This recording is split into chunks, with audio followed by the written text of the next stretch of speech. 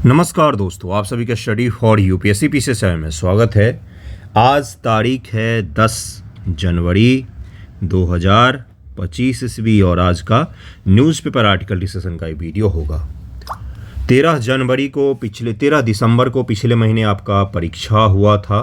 परीक्षा के नाम पर ढेर सारा चीज़ हुआ था और आज कितना तारीख हो गया है? 10 जनवरी भी आ गया। देखते देखते एक महीना निकल गया आपके जीवन से। रिजल्ट का क्या है भाई? तो देखिए, रिजल्ट का जैसा माना जा रहा है कि एक तो इस बार बोलते हैं कई सारे जगहों पर, मैंने न्यूज़ में देखा है कि 25,000 से ज़्यादा बच्चों के मेंस के लिए सेलेक्ट किया जाएगा। पहला तो ये संभावना बताया जा रहा है।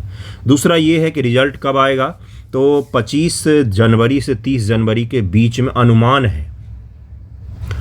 है कि बीपीएससी पीटी का रिजल्ट आ जाएगा। दूसरी तरफ आंदोलन भी जोर पकड़ रहा है। हाई कोर्ट में अब चला गया है आंदोलन, हाई कोर्ट में चला गया है री एग्जामिनेशन को लेकर। तो दोनों चीज़ें चल रही हैं। आपको क्या करना चाहिए इस बीच में?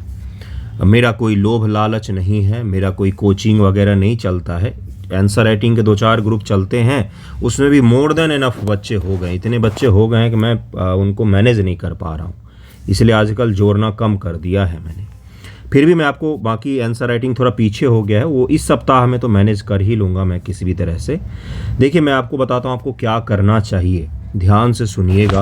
आप प्रैक्टिस कीजिए उत्तर लेखन का, आंसर राइटिंग कीजिए, पढ़िए मेंस के पॉइंट ऑफ व्यू से जो कोर सब्जेक्ट हैं जैसे हिस्ट्री, ज्योग्राफी, पॉलिटी, इकोनॉमिक्स, इस पर थोड़ा सा ध्यान देकर इनको अच्छे से कंप्लीट करिएगा। जो आप एक बार पढ़ लेंगे, आप एनसीईआरटी के सवाल पीटी में इस बार खूब पूछे गए हैं। आपने देखा होगा वन लाइनर एनसीईआरटी से उठा के साइंस वगैरह के पूछे गए हैं। जो आप एक बार पढ़ लेंगे तो प्रैक्टिस करते समय स्टेटमेंट वाले सवाल और वन लाइनर दोनों का कर लेंगे। ये सबसे सही तरीका रहेगा। ध्यान दीजिएगा, कंसंट्रेट कीजिएगा केवल पढ़ाई पर बंधुओं, केवल पढ़ाई पर ही ध्यान दीजिएगा। रिजल्ट, कट ऑफ, ये सब चीज़ें अगर आपके लिए बहुत ज़्यादा मायने रखने लग गया तो सिविल सर्विसेज में आपको दिक्कत हो जाएगी, क्योंकि सिविल सर्विसेज में सबसे मेन चीज़ होता है वो होता है पंक्चुअल होना चाहिए, रेगुलर रहना चाहिए। कुछ सालों का मेहनत होता है, उसके बाद जीवन सुखद होगा आपका। देखिए, आज का हेडलाइन क्या है, ज़रा इसको देखते हैं।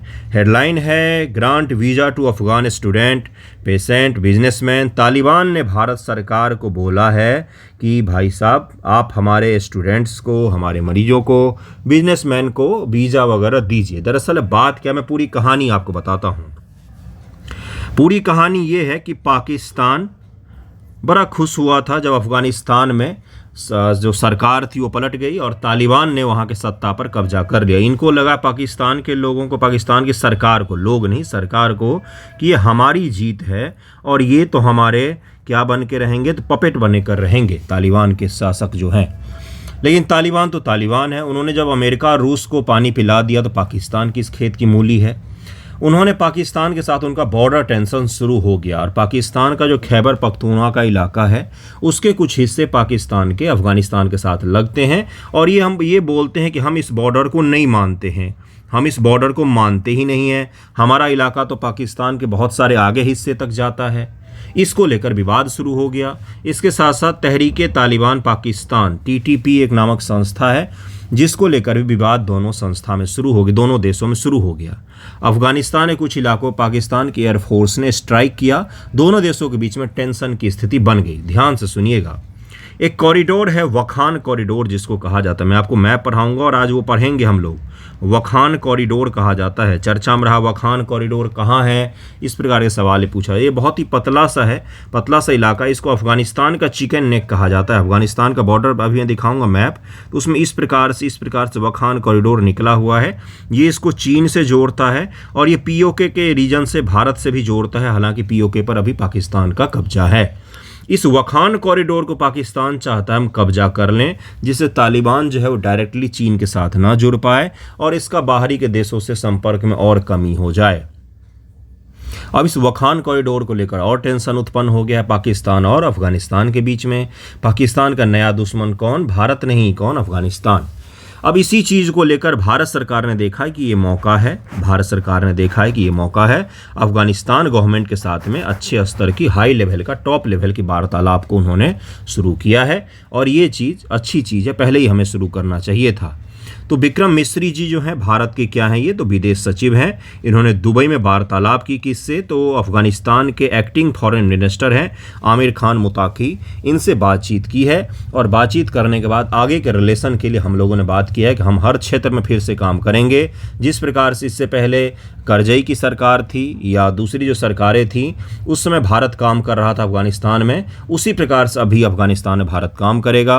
भारत के सामरिक रणनीतिक हर दृष्टिकोण से अफगानिस्तान हमारे लिए मजबूत है और उसी के परिप्रेक्ष्य में भारत सरकार काम करेगी।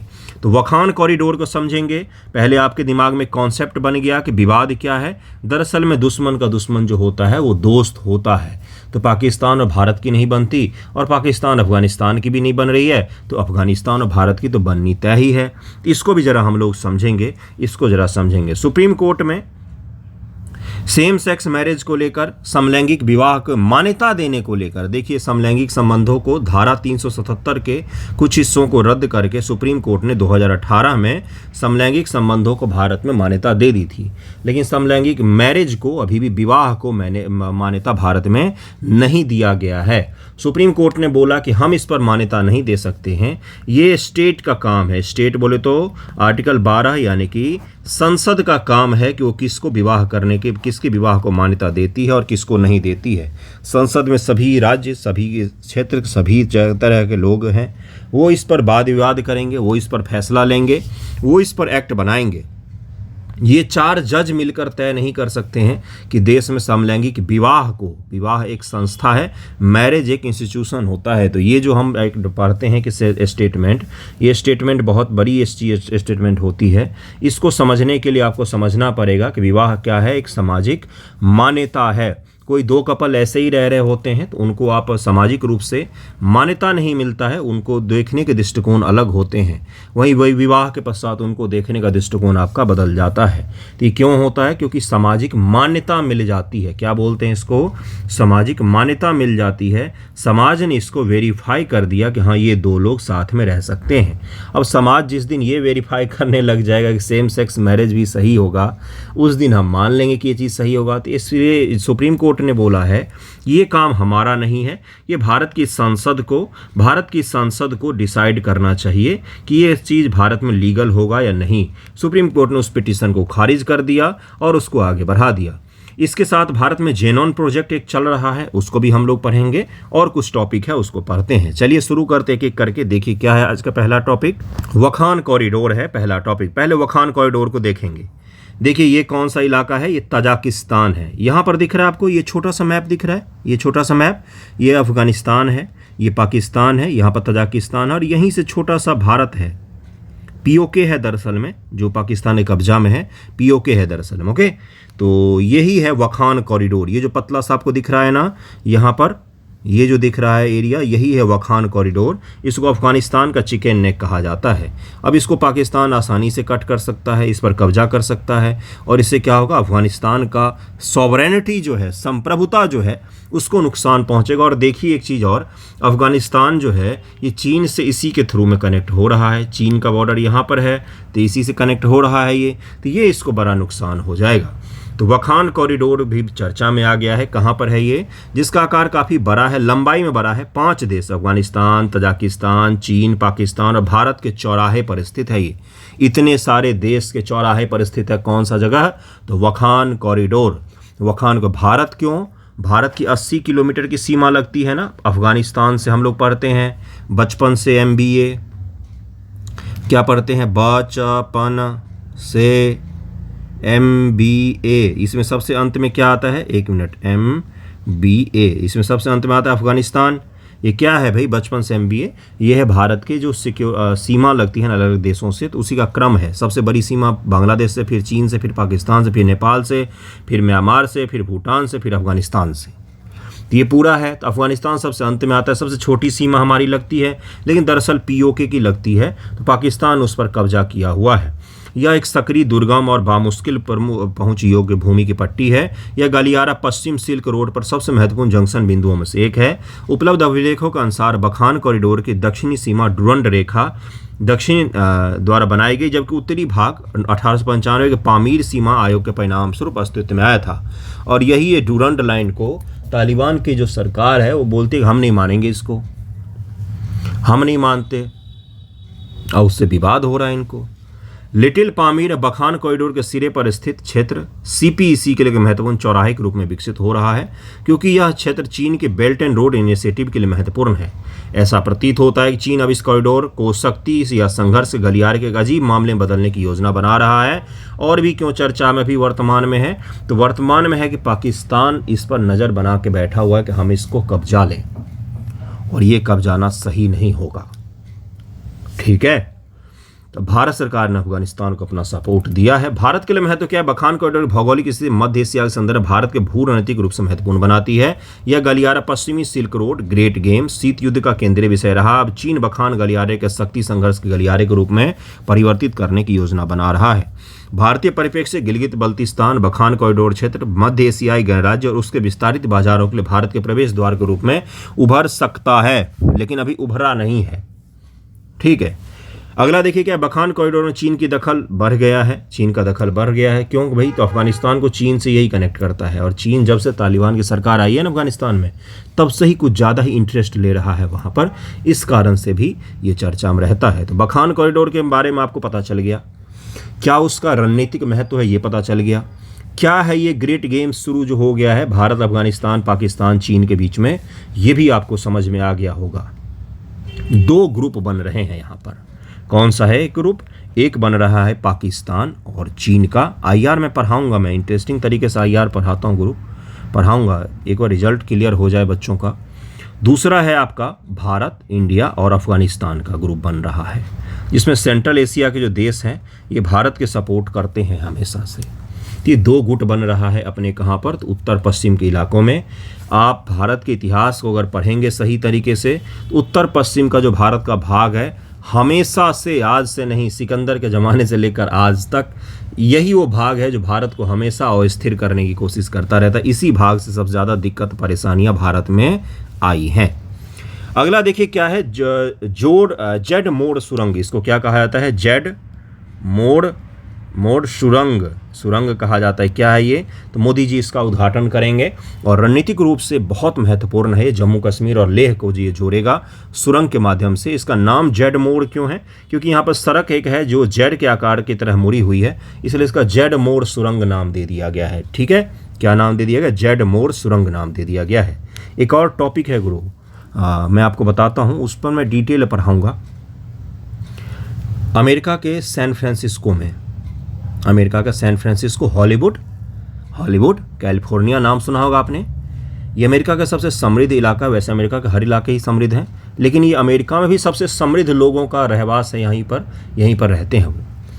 यहाँ पर वाइल्ड फायर, बहुत ही खतरनाक स्तर का आग, अमेरिका और पृथ्वी के इतिहास में शायद सबसे भीषण आग है ये।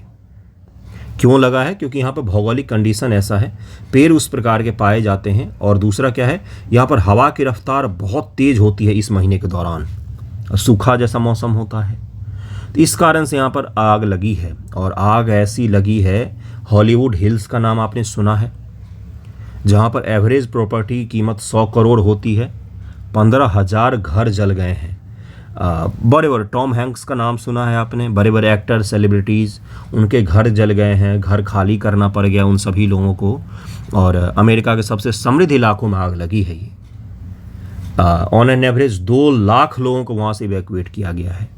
बड़ी बड़ी महंगे घर जो थे वो सब जल के खाक हो गए हैं, और उसको कंट्रोल भी नहीं कर पा रहा है। अमेरिका जैसा देश जिसके पास दुनिया की हर चीज़ मौजूद है, वो इसको कंट्रोल नहीं कर पा रहे। एक आग को आप समझ सकते हैं कितना भयानक होगा ये, और अभी भी जल ही रहा है।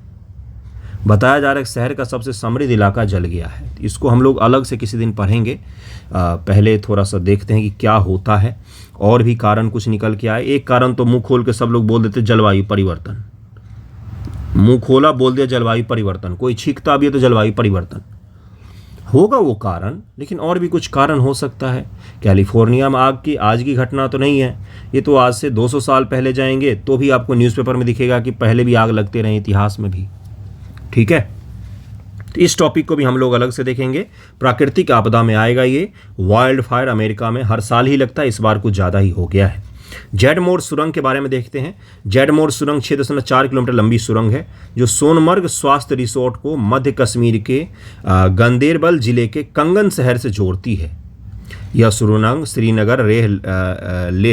श्रीनगर लेह राजमार्ग प्रसिद्ध पर्यटन स्थल सोनमर्ग को सभी मौसम कनेक्टिविटी प्रदान करेगी। जो आप सुनते होंगे प्रधानमंत्री जी बोलते हैं ना, ऑल वेदर कनेक्टिविटी, यही तो बोलते हैं प्रधानमंत्री जी, ऑल वेदर कनेक्टिविटी। तो ऑल वेदर कनेक्टिविटी प्रदान करेगी। और ये क्या होगा, ऑल वेदर कनेक्टिविटी क्यों महत्वपूर्ण होता है इन इलाकों के लिए? केवल शब्द ही थोड़ी ना है, इसके पीछे बहुत ही बड़ा सामरिक हित है हमारा, स्ट्रेटेजिक इंपॉर्टेंस है भाई हमारे लिए। जब ठंड के मौसम में बर्फबारी के कारण सड़कें बंद हो जाती हैं, सड़क ब्लॉक हो गया, रेल ब्लॉक हो गया, हमारी सेनाओं के लिए खाद्य और रसद ब्लॉक हो जाएंगे, तो हम उन इलाकों की रक्षा कैसे करेंगे जो हमारे लिए रणनीतिक रूप से महत्वपूर्ण है। लेह लद्दाख हो गया, करगिल का इलाका हो गया, बाकी जो इस प्रकार के जगह हैं जहाँ पर बर्फबारी के कारण से सड़कें बंद हो जाती हैं, तो इसके कारण से सुरंग बनाया जाता है जिस पर वर्षा, बर्फबारी और पानी इन सब का कुछ खास प्रभाव नहीं पड़ता है। अनवरत रूप से कभी भी हम कनेक्टिविटी वहाँ पर कनेक्ट कर सकते हैं, चीज़ों को, अपने सामान को वहाँ पर पहुँचा सकते हैं, युद्धक सामग्री को पहुँचा सकते हैं, टैंक को पहुँचा सकते हैं, सेनाओं के लिए रसद पहुँचा सकते हैं। तो इसलिए ज़रूरी होता है ऑल वेदर रोड इन शहरों में। अब उत्तर प्रदेश में झांसी से जाना है आपको लखनऊ, तो वहाँ तो ऑल वेदर की सभी वेदर में उपलब्ध है। आप वहाँ तो बर्फबारी नहीं होती, वहाँ तो गाड़ी उठाओ चले जाओ, लेकिन पहाड़ में इसकी दिक्कत हो जाती है। इस कारण से इसको इस प्रकार से इंजीनियर किया जाता है। देखिए क्या है अगला, क्या है, कनेक्टिविटी प्रदान करेगा। जेडमोर सुरंग जोजिला सुरंग परियोजना का हिस्सा है जिसका उद्देश्य श्रीनगर से लद्दाख तक पूरे वर्ष सभी मौसम में संपर्क उपलब्ध करा। अब सभी मौसम का मतलब आपको पता चल गया कि क्यों जरूरी होता है, सभी मौसम शब्द क्यों बार बार यूज किया जा रहा है। कश्मीर घाटी में सोनमर्ग को लद्दाख में द्रास से जोड़ने वाली लगभग 12,000 फीट की ऊंचाई पर जोजिला सुरंग का निर्माण का कार्य चल रहा है। इसका दिसंबर 2026 तक पूरा होने की उम्मीद है। आपने ये गौर किया पहाड़ों में इतनी सुरंग क्यों बना रही भारत सरकार, जबकि सड़क बनाना तो ज़्यादा आसान होता? वो इसी कारण से बना रही कि इसको इस सुरंग पर बर्फबारी का और इन सब चीज़ों का कोई खास प्रभाव नहीं पड़ता है। इस सुरंग का नाम, यह नाम उस स्थान पर जेड आकार का सड़क खंड है, जेड आकार का सड़क है, इसी कारण से इसका जेडमोर सुरंग नाम रखा गया है। आप देख सकते हैं ये अब प्रधानमंत्री जी इसका उद्घाटन कर सकते हैं। सैन्य कर्मियों को लद्दाख के सीमावर्ती क्षेत्रों तक त्वरित पहुंच सुनिश्चित करना, इंपॉर्टेंस आ गया ना। रणनीतिक महत्व क्या है, तो पहला यही है। दूसरा क्या है, अब वहाँ पर सेना के जवान के अलावा लोग भी तो हैं इन इलाकों में, उनके लिए भी तो कनेक्टिविटी हो, उनका भी खाना पीना पहुंचे। सुरंग श्रीनगर से निर्माण श्रीनगर, द्रास, कारगिल, लेह के क्षेत्रों के बीच सुरक्षित संपर्क स्थापित होगा। द्रास सेक्टर जो है ये दुनिया के सबसे ठंडे इलाकों में से एक में आता है। रूस के कुछ क्षेत्र हैं, उसका द्रास सेक्टर वगैरह का नाम आता है। सभी मौसम का अनुकूल सड़क संपर्क से भारतीय वायुसेना के परिवहन वाहनों अभिमानों माध्यम से सेना का अग्रिम स्थानों तक हवाई रखरखाव पर भी निर्भर। ठीक है भाई, इसमें यह होगा कि सड़क के थ्रू में कनेक्टिविटी जब हो जाती है तो सबसे पहला क्या हो जाता है, थोड़ा सा सस्ता पड़ता है हमें चीज़ों को पहुंचाना। दूसरा क्या पड़ता है भाई कि आसानी से हर प्रकार के सामान हम ले जा सकते हैं। बाई एयर हर चीज़ ले जाना उतना आसान नहीं होता है। आपको ये पता होगा, न्यूज़ में ही मैंने देखा था कि जब इस प्रकार के हाई एल्टीट्यूड एरिया में हेलीकॉप्टर जाते हैं या ठंडे प्रदेश में जाते हैं, कुछ मेरे स्टूडेंट्स भी हैं उन एरिया में भाई, तो वो वहाँ पर हेलीकॉप्टर को बंद नहीं किया जाता है। जितने देर रहेगा हेलीकॉप्टर का इंजन चालू ही रहता है, क्योंकि बंद होने के बाद उनको फिर से रीस्टार्ट करना काफ़ी मुश्किल काम हो जाता है ना। तो ये भी एक कारण है, समझिएगा इसको। ओके, अगला टॉपिक देखिए क्या है, जीनोम इंडिया प्रोजेक्ट है। इसका डेटा अब जारी किया जाएगा, आज के ही पेपर में है, इंडियन एक्सप्रेस में ही है। जीनोम इंडिया प्रोजेक्ट इसका नाम है।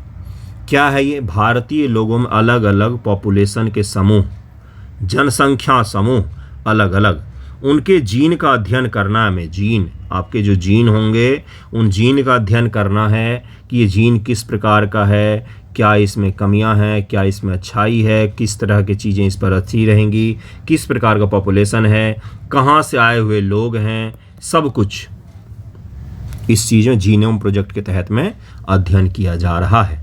और उसी का डेटा रिलीज किया जाएगा, आज या कल में ही शायद रिलीज किया गया है। तो इसको जरा देखिए क्या है।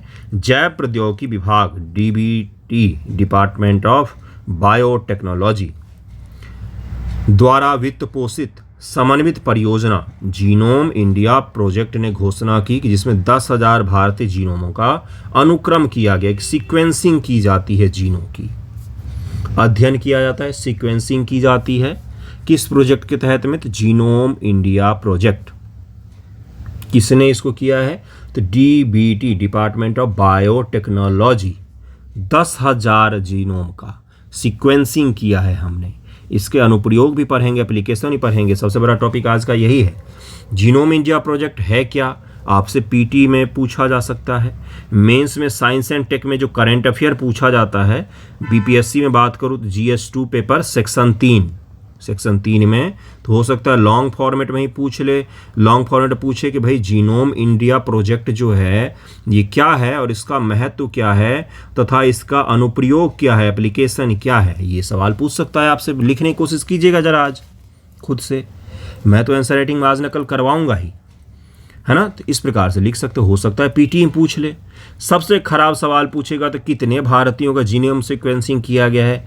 ये जो अभी परमार रवि मनु भाई हैं उनके द्वारा अगर सवाल बनाया गया तो यही पूछेगा कि 10,000 लोगों का किया गया है, 9,999 का किया गया है, 9,998 का किया गया है। तो ये सवाल भी आपसे पूछ सकता है। सबसे घटिया सवाल तो यही बनेगा।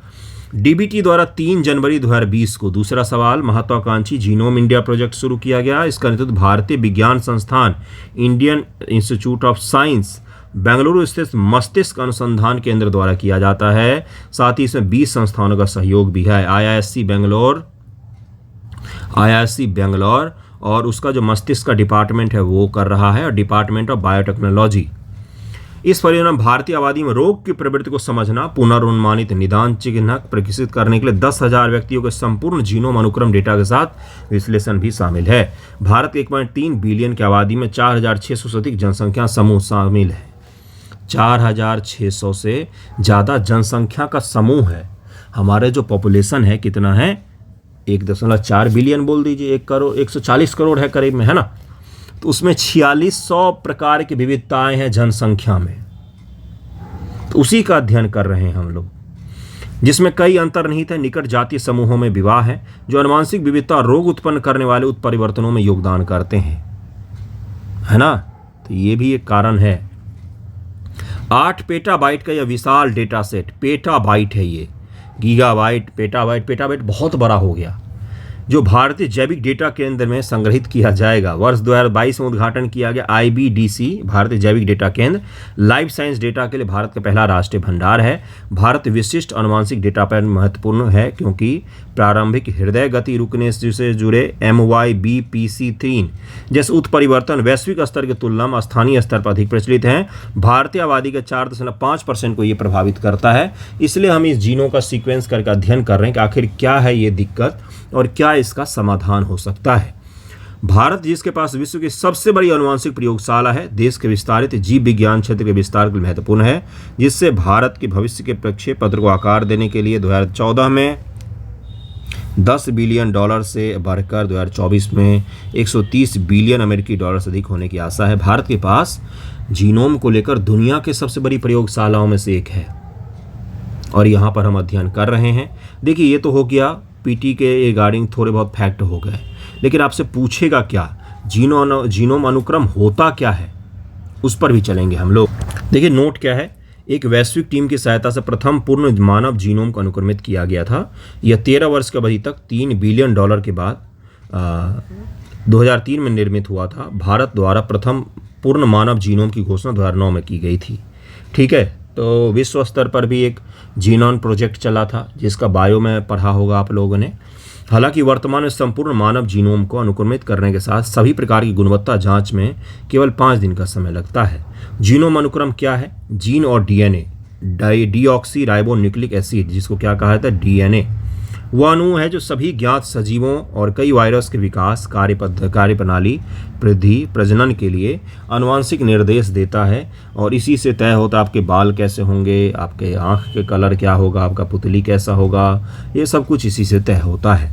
जीन डीएनए के विशेष खंड होते हैं। अब जैसे डीएनए का एक हिस्सा है, डीएनए कैसे होता है, डबल हेलिक्स मॉडल आपने पढ़ा होगा, इससे बॉन्ड होते हैं। इसी का एक छोटा सा हिस्सा, जैसे ये हिस्सा हमने निकाल लिया, तो इसको क्या कहा था, इसको कहा था जीन। ओके, जिसमें प्रोटीन के उत्पादन के निर्देश होते हैं जो विभिन्न जैविक कार्यों के लिए आवश्यक होते हैं। जीनोम किसी जीव के संपूर्ण वंशानुगत सूचना का प्रतिनिधित्व करते हैं जो मादा नर जनकों से विरासत मिली जैविक निर्देश वंशावली के रूप में काम करते हैं। इनबिल्ट सॉफ्टवेयर है एक प्रकार का। अब आप समझ जाएंगे, जब आप कोई फ़ोन लेते हैं या लैपटॉप लेते हैं, कंप्यूटर, उसमें कुछ सॉफ्टवेयर इनबिल्ट होता है जो तय करता है कि किस प्रकार से काम करेगा। बाकी चीज़ें तो आप उसमें बाद में डालते हैं, तो ये वही चीज़ है। 4 न्यूक्लियोटाइड आधारों से बना एडेनिन, साइटोनिन, गुआनिन और थाइमिन, ये पूछा जाता है गुरु, ये कोई मैं मंत्र थोड़ी न पढ़ रहा हूँ, ये पूछा जाता है। जीनोम में मनुष्यों में लगभग 3 मिलियन आधारभूत युग्म होते हैं। यह जटिल अनुक्रम किसी व्यक्ति की शारीरिक विशेषताओं, रोगों के प्रति संवेदनशीलता, अन्य जैविक लक्षणों को नियंत्रित करने वाली आवश्यक सूचना को कूटबद्ध यानी कि उसको एक इनक्रिप्ट करके रखते हैं, उसी को हमें पढ़ना होता है। कभी आपने सर्च कीजिएगा नेट पर कि किसी का जीनोम का क्रम, आपको दिखेगा एक बहुत ही बड़ा मतलब काउंटलेस नंबर्स और अंक होते हैं, A, B, 1, 2, 3 अलग अलग साइन होते हैं, उसी का अध्ययन करना होता है इसमें। जीनोम अनुक्रम क्या है? जीनोम अनुक्रम किसी जीव के जीनोम के भीतर न्यूक्लियोटाइड के सटीक क्रम को निर्धारित करने की प्रक्रिया जो होती है, इसी को जीनोम अनुक्रम कहा जाता है। संपूर्ण जीनोम अनुक्रम एक प्रयोगशाला प्रक्रिया है जो एक प्रक्रिया में किसी जीव के जीनोम में सभी 4 आधारों का क्रम निर्धारित करती है। जीनोम अनुक्रम की प्रक्रिया क्या है? सबसे पहले शोधकर्ता एक सैंपल से डीएनए निकालते हैं, आमतौर पर रक्त से। फिर डीएनए को छोटे अधिकांश प्रबंधनीय खंडों में विभाजित किया जाता है और फिर जीन को निकाला जाता है और फिर इस जीन का कंप्यूटेशन एल्गोरिदम के माध्यम से और आजकल के समय में एआई के माध्यम से, इसीलिए इतना आसान हो गया ये सब कुछ, एआई के माध्यम से उनको एक सीक्वेंस में लगाया जाता है, फिर उसका अध्ययन किया जाता है। अनुप्रयोग क्या हो सकता है? बायोमेडिकल रिसर्च में इसका उपयोग हो सकता है कि किस प्रकार के दवाएं किस जीन के किस पॉपुलेशन पर ज़्यादा अच्छे तरीके से काम करेगी। दूसरा क्या हो सकता है? फार्माकोजेनोमिक्स। ये शब्दावली क्या है भाई? फार्माकोजेनोमिक्स क्या होता है?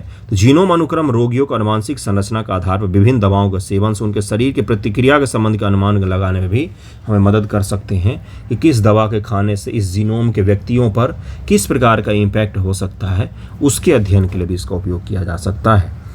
कृषि के लिए भी इसका उपयोग हो सकता है, कृषि के लिए भी हो सकता है। विकासवादी जीव विज्ञान के लिए कि किस प्रकार से जीवों का विकास हुआ है, संरक्षण जीव विज्ञान जो होता है उसके लिए भी इसका उपयोग किया जा सकता है। उपयोग आपसे पूछा जाएगा, कृपया उपयोग का अलग से नोट डाउन करके रखें और जो इसका प्रक्रिया है उसको अलग से नोट डाउन करें। आपसे क्या क्या पूछा जाएगा? क्या होता है जीनोम सीक्वेंसिंग? जीन से फिर जीनोम पर आए हम। जीनोम सीक्वेंसिंग क्या होता है, इसका उपयोग क्या होता है, और इस प्रोजेक्ट के बारे में आपसे थोड़ा बहुत पूछा जा सकता है। डिपार्टमेंट ऑफ बायोटेक्नोलॉजी के द्वारा चलाया जा रहा है ये प्रोजेक्ट, ये भी ध्यान में रखिएगा। तो आज के डिस्कशन में इतने ही टॉपिक थे। आई होप आपको पसंद आया होगा। आपको पसंद क्या, कोई कपड़ा थोड़ी नहीं कि पसंद करेंगे, समझ में आना चाहिए और ये इम्पॉर्टेंट है आपके लिए गुरु। आज के इंडियन एक्सप्रेस में है ये। अगले वीडियो में हम लोग कैलिफोर्निया के वाइल्ड फायर को पढ़ेंगे, सैन फ्रांसिस्को वाला इंसिडेंट देखेंगे क्या है, उसके कारणों को समझेंगे और उसका निदान भी देखेंगे, प्रभाव भी देखेंगे। ओके, पढ़िएगा और पढ़िएगा, वही से रास्ता मिलेगा आपको आगे का। अगर रह रहे हैं तैयारी के फील्ड में, ये चक्र होता है पीटी मेंस इंटरव्यू का। बहुत सारे अधिकांश बच्चे पीटी ही नहीं पास कर पाते हैं, मेंस इंटरव्यू में पहुंचना भी एक बहुत बड़ी चीज़ मानी जाती है। ये चक्र से अगर छोड़ कर निकलना है तो फिर बिना सोचे समझे इफ़ एंड बट को छोड़कर, किताब को भी बंद करके एक बक्से में बंद करके गंगा जी में बहा के निकल जाइए। कोई और काम पृथ्वी पर आप कर सकते हैं। दूसरा काम, दूसरा ऑप्शन, दूसरा दरवाज़ा हमेशा ही होता है आपके पास में। कभी गौर से देखेंगे तो आपको दिख जाएगा। और अगर इसमें रहना है, सिविल सर्विसेज करना है, क्योंकि आसान नहीं है, इस देश में टिकट नहीं मिलता आसानी से। आपको एसडीएम, डीवाईएसपी, कलेक्टर कहाँ से मिल जाएगा आसानी से? तो फिर ये संघर्ष का रास्ता है, इसमें बहुत सारा संघर्ष लगता है, ढेर सारा पेशेंस लगता है। ज्ञान नहीं दे रहा हूँ मैं, मुझे सैकड़ों की संख्या में रोज़ मैसेज आते हैं क्या करूँ। मेरे पास जवाब एक ही होता है कि आपको अगर इस फील्ड में रहना है तो रिजल्ट, फेल, पास ये जीवन का हिस्सा हो जाएगा आपका, इसको आप छोड़ नहीं सकते हैं। तो अगर ये चीज़ें आपको टैकल करनी नहीं आती तो फिर ये फील्ड आपके लिए नहीं है। एक दिन का खेल थोड़ी ना है ये। फेल होते हैं फिर से पढ़िए, फिर से फाइट करना है आपको, और फिर अंत में आप इसको अपने मुकाम तक पहुंचा सकते हैं रिजल्ट के द्वारा, ठीक है। और अगर छोड़ना है तो बिल्कुल स्किप कर दीजिए, फिर तो दूसरा कुछ कर लीजिए। बीच बीच में नहीं रहना है कि छोड़ भी नहीं रहे हैं, पकड़ भी नहीं रहे हैं, सही से पढ़ भी नहीं रहे हैं, तैयारी भी कर रहे हैं, ऐसा नहीं करना, ये फिर बर्बादी होती है। ओके, पढ़ रहे हैं तो जुनून से पढ़िए, नहीं पढ़ रहे तो फिर छोड़ दीजिए। ओके, धन्यवाद आप सभी का वीडियो देखने के लिए।